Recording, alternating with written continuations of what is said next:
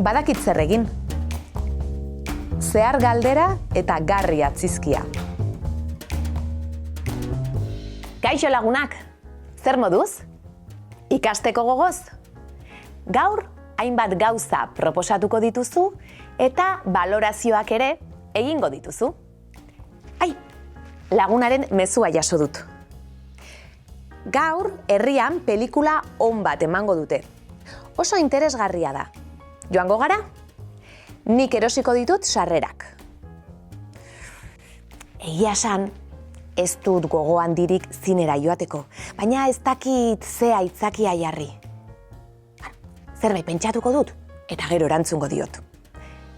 Zuk ere, aitzakiak jartzen dituzu? Olaia eta Peio Gamarrako igerilekuan ari dira grabatzen. Tira, hau erreportaje alaia da.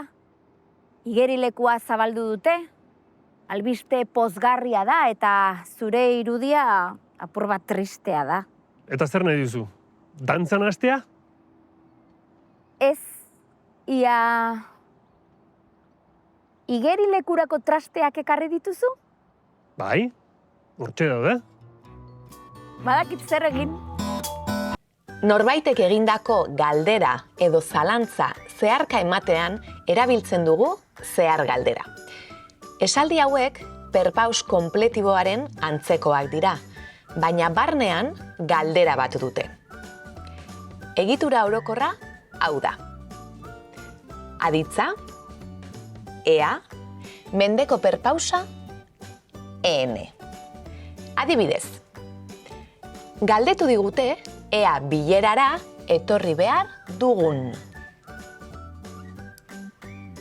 Batzuetan, zehar galderak galdetzailearekin osatzen dira. Adibidez, galdetu dit zer esan duen. Kasu honetan, aditz nagusia jartzen dugu. Ondoren, ea aukeran. Eta gero, mendeko perpausa, zer galderari erantzuten diona. Zer esan duen. Hala ere, batzuek zehar galderen forma dute, baina ez dira egiazko galderak izaten. Ez dute informaziorik eskatzen. Bi adibide hauetan adibidez, noiz eta nora galdetzaileak daude, baina ez dago benetako galderarik. Mikelek ez dit esan noiz etorriko den. Ez dut pentsatu nora joango garen. Horrelako zehar galderetan ez da beharrezkoa ea partikula jartzea, baina jarri alda.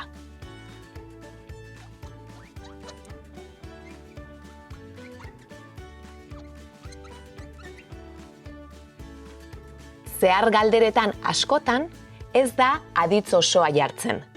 Galdetzailea eta gero aditz partizipioa soilik erabiltzen da. Adibidez, ez dakit zer egingo dudan esan ordez, ez dakit zer egin. Edo, zein liburu erosiko duzun erabaki duzuren ordez, zein liburu erosi erabaki duzu. Bestalde, Olaiak esaten du, albiste pozgarria dela igerilekua zabaltzea. Nolakoa da bere ustez albistea? Pozgarria? Poza ematen duena? Nola osatzen da adjektibo hori?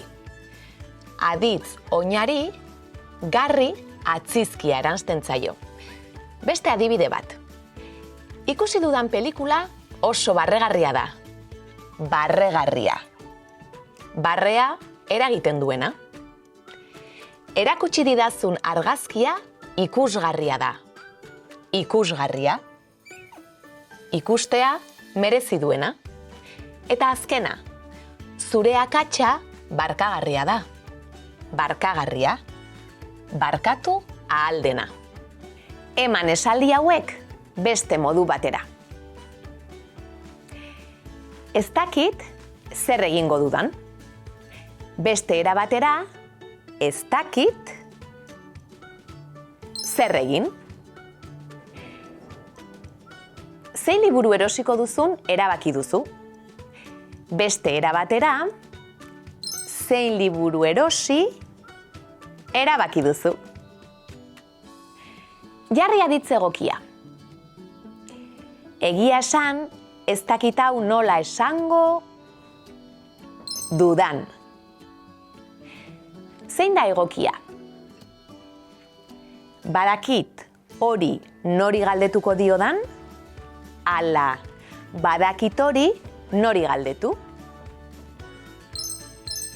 Biak dira egokiak. Azkenik, jarri bakoitzari adjektibo egokia eta osatu esaldia. Albisteak poz handia eman zigun. Albistea pozgarria zen. Argazkia ikusteko modukoa zen. Argazkia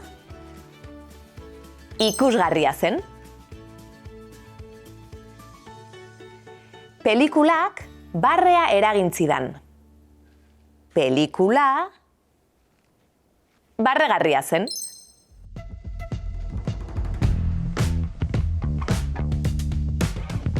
Nola osatzen da zehar galdera?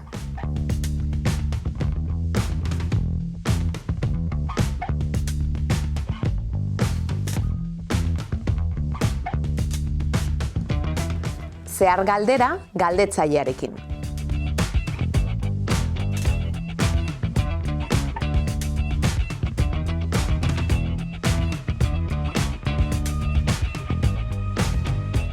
Garri atzizkia. Zerbait eragiten du, merezi duen zerbait adierazten du, izan ahal den zerbait adierazten du.